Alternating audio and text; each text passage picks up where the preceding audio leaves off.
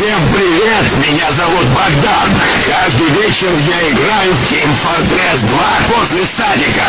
Мне очень нравится геймплей, стилистика, но больше всего мне нравятся персонажи. Настолько, что волей-неволей при более детальном рассмотрении у меня поднимается стручок.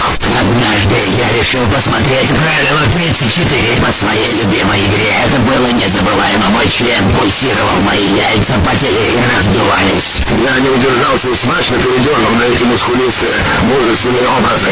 После такого страстного наслаждения я решил пойти на МГС-сервер. Я тащил как батер на моторе гибусов пачками. Пришло время ложиться спать.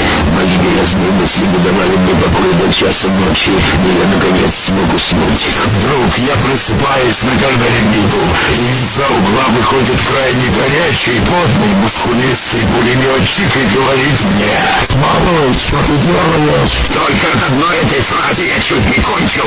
Он направился в мою сторону, попутно доставая свой огромный мясистый пулемет. Он натянул меня на него и расстрелял. Я проснулся окончательно с мокрыми крутами. К сожалению, это был всего лишь сон.